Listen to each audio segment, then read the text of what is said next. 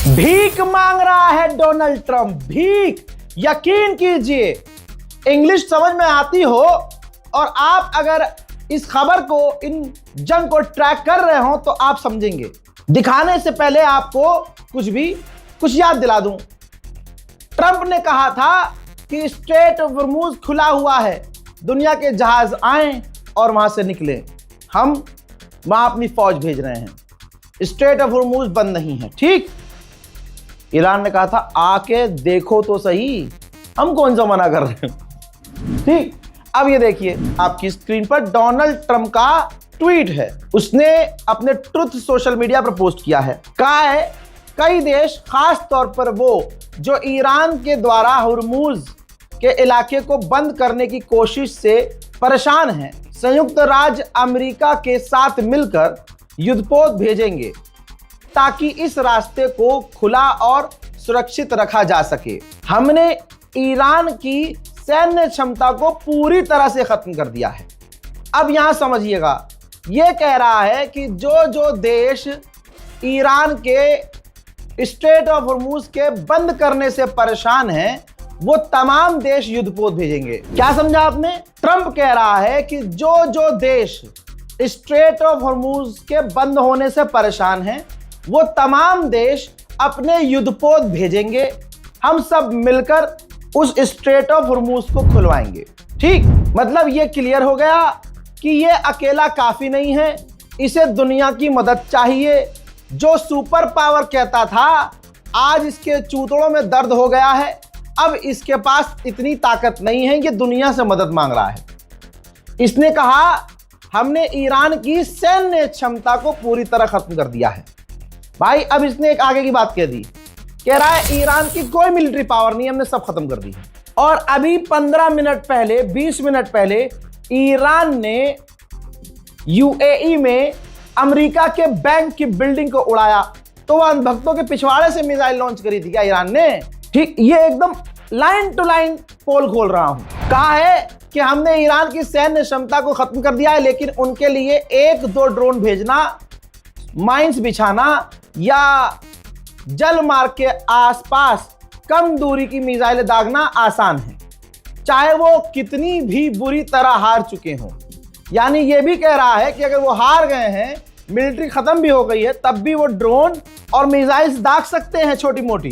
फिर ये आगे भीख मांग रहा है देशों का नाम लेके। कहता है कि उम्मीद है कि चीन, फ्रांस, जापान, दक्षिण कोरिया, यूके और दूसरे देश, ये सभी अपने अपने जहाज भेजेंगे। यानी दुनिया के तमाम देश अपने युद्धपोत भेजेंगे। किसके लिए? अमेरिका के लिए। किस बहाने से? स्ट्रेट ऑफ हॉर्मुज खोलने के बहाने से। यानी ट्रंप को दिख गया है कि जीत तो नहीं पाएंगे, तो दुनिया को इस जंग में घसीटते हैं। एक अकेले ईरान ने पूरी दुनिया की फाड़ डाली है।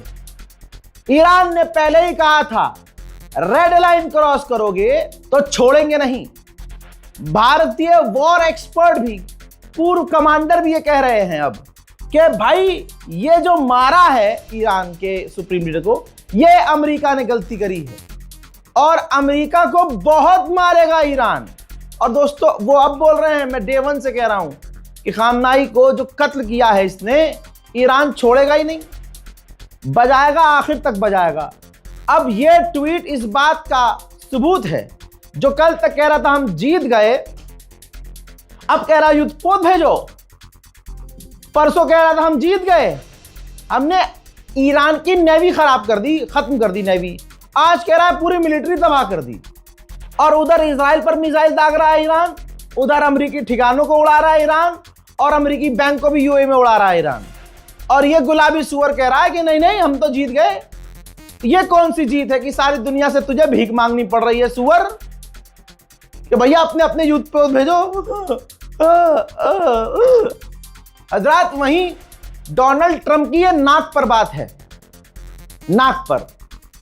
दूसरा, अमेरिकियों का खुद यह मानना है कि ट्रंप इसलिए इस जंग को खींचा और इसलिए खींच रहा है, और डोनाल्ड ट्रंप ने हमला ही इसलिए किया था ताकि एप्स्टीन फाइल की बातें दब जाएं।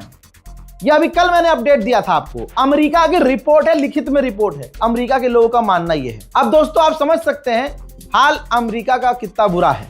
डोनाल्ड ट्रंप के नाक के ऊपर भी बात है, क्या है पीडिया ईरान से वेनेजुएला समझ रहा था क्या सुअर, सारे उसको कहेंगे ये बात। तो अब उसने कहा है कि हम सीज फायर नहीं करेंगे। उधर ईरान पहले ही बोल चुका है कि हम सीज फायर करेंगे नहीं, हम तो तब तक मारेंगे जब तक हमारा मन करेगा। शुरू तुमने किया था, खत्म हम अपने हिसाब से करेंगे। ईरान ने भी कई सारे गद्दारों को गिरफ्तार किया है, वही जो ईरान में नंगे रहने के लिए चाहते हैं कि भैया ईरान आज़ाद हो और ये हो और वो हो, और ISIS और मोसाद के लिए काम करते हैं। ईरान को कामयाबी ये मिली है कि ईरान ने खुद बताया कि हमने कई सारे ऐसे लोगों को गिरफ्तार किया है जो दुश्मन को जानकारियां शेयर कर रहे थे। मेरे दोस्तों इजरायलियों की भी हवा निकल चुकी है, फादरलैंड की फट के चार हो गई है। अब यहां से बजरंग दल को वहां भेजना पड़ेगा। अगर एक अम्मा का दूध पिया है बजरंग दल वालों ने तो तुम्हें तुम्हारी माँ की कसम है जाकर इजराइल को बचाओ। अगर माँ का दूध पिया है, बाकी किसी गंदी चीज का दूध पी लिया हो तो भैया कोई बात नहीं है। जितना इन्होंने उत्तम नगर में आतंक मचाया, पुलिस प्रशासन परेशान हुआ, प्रेशर में आकर इन्होंने उस मकान को ही तोड़ दिया। और वहां के लोकल हिंदू कह रहे हैं कि भैया इसमें तो कोई धार्मिक एंगल ही नहीं था, बल्कि जो मारा गया है लड़का वो खुद जिम के अपने 15-20 लड़कों को लेके आया था और उसी ने मुस्लिम पक्ष को घायल किया था, रॉड मारी थी। और जब सामने से जवाब आया, जिम के सारे लड़के तरुण को छोड़कर भाग गए और तरुण निमट गया और तरुण मर गया और प्रोपेगेंडा चलाया गया कि मुसलमानों ने मिलके मारा। ऐसा कुछ नहीं है। खैर कोर्ट ने इस पर ध्यान दिया और कोर्ट ने जो और भी मकानों को तोड़ने का खेल चल रहा था हिंदुओं के दबाव में, वो रोक दिया। आप समझ रहे हो। बहरहाल बात हम मिडिल ईस्ट की कर रहे हैं तो ध्यान दीजिए, ये छोटी सी बात बताना जरूरी थी, इसमें धार्मिक एंगल नहीं था। अब ये जो बजरंग दल हिंदू दल है, इतना इनकी तड़प है तो मैं माननीय प्रधानमंत्री इज्जत माब, ईमानदार और मजबूत शख्सियत इस देश की, महामानव विश्व गुरु को रिक्वेस्ट करना चाहता हूं, हाथ जोड़कर नतमस्तक होकर कि मेहरबानी करके अपने RSS हिंदू संगठन, विश्व हिंदू संगठन और तमाम ये जो खासकर ये लौंडिया छेड़ने वाला जो संगठन है दक्ष चौधरी वाला, इनको आप भेजिए तुरंत के तुरंत इजराइल, क्योंकि आपने ऐलान किया है कि इजराइल आपका फादरलैंड है। हमारा तो है नहीं, हमने तभी मना कर दिया था। आपका फादरलैंड है, हिंदुओं का फादरलैंड है, तो तुरंत फादरलैंड को बचाने के लिए इन तमाम संगठनों को भेजिए। कसम खा के कहता हूं भारत में शांति आ जाएगी, कसम खा के कह रहा हूं पूरा चारों तरफ। लेकिन दिक्कत ये है फिर अब चुनाव कैसे, ओहो सॉरी, ओहो ये है सारी बात है। आसाराम बापू भी बाहर आ गया भला, ओहो चुनाव आ रहे हैं। सारे गुंडे बाहर आएंगे भाई साहब, मैं भूल गया था यार, ये तो बड़ा खतरनाक चक्कर है भाई। तो दोस्तों कुल मिला के अब अंधभक्तों के बाप की ठुकाई हो रही है। ईरान पेल रहा है बहुत बढ़िया करके, एकदम सूखा सूखा। अब ये गद्दार अंधभक्त किसी के सगे नहीं। जब भारत में इनका धर्मगुरु पीटा जाता है, अभी मुक्तेश्वरानंद साहब नहीं है बाबा जी, उनको पीटा गया, उनको जलील किया गया, उनको अपमानित किया गया, एक इतने दिग्गज बाबा को। और ये अंधभक्त, कोई भी अंधभक्त, कोई भी अड़ुआ खड़ा नहीं हुआ अपने बाबा के लिए, लेकिन ये साले इजराइल के लिए खड़े हैं। आप देख रहे हो, इजराइल के लिए खड़े हैं। ये औकात है इनकी, अपने धर्म गुरु के लिए खड़े नहीं होंगे, इजराइल के लिए खड़े होंगे। क्यों? क्योंकि इजराइल के, अच्छा ये भी देखो कि इजराइल इनकी अम्मा को काट के खाता है, गाय का गोश्त खाता है। आप गूगल कर लीजिएगा, किसी यहूदी से भी पूछ लीजिएगा, ऑनलाइन रिसर्च कर लीजिए, ऑनलाइन किसी यहूदी से पूछ लीजिए। इजराइल के अंदर एक भी मंदिर नहीं है, ना मिलेगा एक भी मंदिर। और गोदी मीडिया ने खुद क्या लिखा है देख लो। और ईरान ने कभी भी भारत के खिलाफ कुछ नहीं बोला। और जो सुप्रीम लीडर हैं उनके बारे में देखो अब क्या लिखा गया है, क्या बताया गया है। और मैं डे वन से कह रहा हूं कि जो हिंदू समुदाय है जो लगातार जहर फैला रहा है और खामनाई के मारे जाने पर खुश हो रहा है, असलियत कुछ और है। NVT जो एक कट्टर हिंदूवादी चैनल है जो मुसलमानों को टारगेट करता है, उसने तक लिखा है कि खामनाई भारत से प्रेम करते थे। जंग के बीच भावुक कर रही ईरान के सर्वोच्च नेता के प्रतिनिधि की बातें। जी हां, जो भारत के अंदर जो खामनाई साहब के, शहीद खामनाई साहब के जो प्रतिनिधि है ना भाई, जिनसे अभी मैं 4 दिन पहले मिला भी हूं, उन्होंने कई जगह टीवी पर साफ कहा है कि आखिरी बार 1 महीने पहले जब मैं ईरान से लौट रहा था तो खामनाई साहब से मुलाकात हुई थी। तब खामनाई ने कहा था कि भारत के लोग बहुत प्यारे हैं, बहुत अच्छे हैं, मेरा उनको प्यार देना। खामनाई ने यह नहीं कहा था कि मुसलमानों को प्यार देना। अय हाय गद्दारो, छी गद्दारो। अरे जिसके खून में सिर्फ पेशाब दौड़ रहा हो मूत पी के, उस खून से वफादारी कोई कैसे कर सकता है। खामनाई ने मरने से 1 महीने पहले अपने प्रतिनिधि जो इंडिया के हैं उनसे कहा था भारत के लोगों को प्यार देना, वहां के लोग बहुत अच्छे हैं, हमारे रिश्ते उनसे बहुत करीबी हैं। लेकिन अल्लाह, उफ अल्लाह, खामनाई को क्या पता था कि यहाँ का हिंदू, और खासकर वो 2014 के बाद वाला हिंदू, आपको धोखा देगा। अरे जो अपने बाबा का नहीं वो किसी और के धर्मगुरु का कैसे हो जाएगा। आज जितने भी हिंदू इजराइल के साथ खड़े हैं, आप देखिए, ये जानते हैं कि वो हमारी गौ माता का गोश्त खाता है। उनको पता है कि हमारा एक भी मंदिर वहां नहीं है, ना वहां मूर्ति पूजन पसंद है, ना वो भारतीयों को पसंद करते हैं। पॉलिटिकल फायदा वो हमसे उठाता है, पॉलिटिकल फायदा हम उससे उठाते हैं। लेकिन जहां धर्म की आस्था की बात आती है, इजराइल हमारे हर तरह से धर्म के खिलाफ है। ईरान में लाखों हिंदू रहते हैं, ईरान के अंदर हिंदुओं के धार्मिक स्थल मिल जाएंगे। ईरान उस वक्त भारत के साथ खड़ा हुआ जब तमाम मुल्ले ये देश, जितने भी मुल्ले देश है ना, ये अरब देश, जब सब पाकिस्तान के साथ खड़े हुए, ईरान तब हमारे साथ खड़ा हुआ। अगर ईरान हमारे साथ खड़ा नहीं होता तो उस वक्त इंटरनेशनल पाबंदी हम पर लग जाती। लेकिन ईरान ने यूएन में भारत का साथ दिया और सबका विरोध किया। इन गद्दारों ने, आरएसएस की औलादों ने उसी देश के सुप्रीम लीडर के मारे जाने पर जश्न मनाया। अब पहले जा रहे हैं, तो अब यहां पर आरती वारती जो कर रहे हो तुम, और तेजी से करो, गम मनाओ भाई साहब, चीखो चिल्लाओ जोर जोर की, फादरलैंड पेला जा रहा है तुम्हारा। दोस्तों, कुवैत ने आधिकारिक इंफॉर्मेशन शेयर की और कहा है कि कई सारी मिसाइल और ड्रोन हमने इंटरसेप्ट किए और कुछ गिरे भी हैं। जहां अंधभक्तों के ताऊ डोनाल्ड ट्रंप ने कहा है कि हम जीत गए हैं और ईरान की मिलिट्री पावर खत्म हो गई है, दूसरी तरफ ईरान सब पर हमले कर रहा है, अंधभक्तों के पिछवाड़े से मिसाइल छोड़ रहा है। हजरात, ईरान के पार्लियामेंट स्पीकर ने कहा है कि अमेरिका के मिलिट्री बेस हमारे लिए खतरा है, हम निशाना बनाते रहेंगे। ईरान के विदेश मंत्री अराक्ची ने कहा कि स्ट्रेट ऑफ हॉर्मुज खुला हुआ है, लेकिन ये उनके लिए बंद है जो हमारे दुश्मन हैं। तो यहां पर हम मोदी जी को सोचना पड़ेगा, कितनी बड़ी, बल्कि पाप किया है भाई साहब इस मोदी सरकार ने। जो देश हमारे साथ खड़ा था, मेरे हिंदू भाइयों सोचो, कहां हमारा ईरान ने साथ नहीं दिया। तुम्हें खुश करने के लिए मोदी जी ने उससे मतलब धोखा दिया उसे। और अब जब तेल और सिलेंडर यहां कम हो रहे हैं, ईरान आवर फ्रेंड, अब ये टेक्निक, ये हंसना भी काम नहीं आएगा। क्यों? क्योंकि हमला होने से ठीक 1-2 दिन पहले प्रधानमंत्री मोदी इजराइल को फादरलैंड घोषित करके आए थे। उधर मेरे दोस्तों, बहुत बड़ा भाई यूएई में जो रह रहे हैं भाई, मैं कह रहा हूं वापस आ जाओ, अपने मुल्क चले जाओ। ये जो प्रोपेगेंडा वाले वीडियो बनाए जा रहे हैं ना आपके यहाँ से क्रिएटर के द्वारा कि यहाँ सब सेफ है, बोल रहा हूं कोई सेफ नहीं है।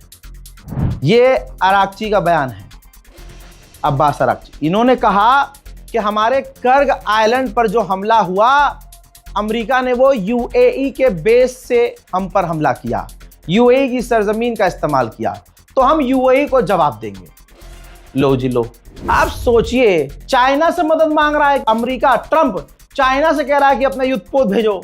सोचो, जब दुश्मन से ही दूसरे दुश्मन से भीख मांगनी पड़ जाए कि अपना स्ट्रेट ऑफ हॉर्मुज में युद्धपोत भेजो, तो सोचो अमेरिका की कितनी फटी पड़ी होगी, कितने छेद होंगे।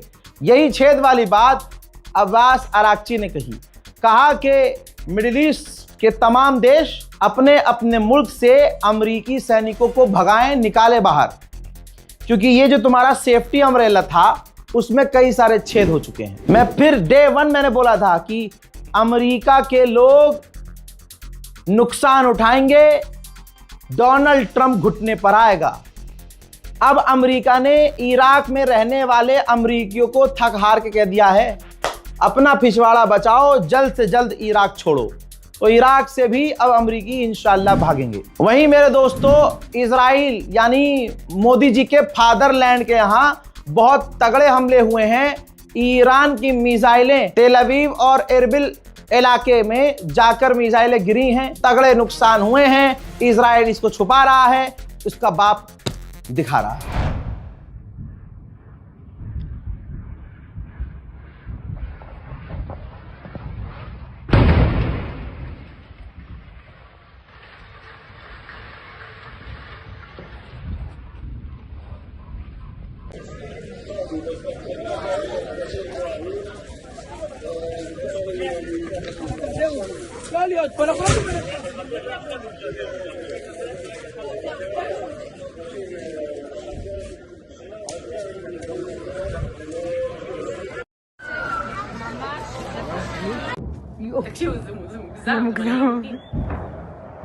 ما تنفجرين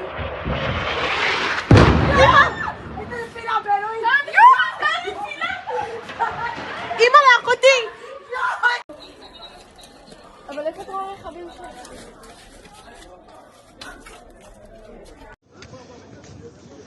वाह वाह वाह।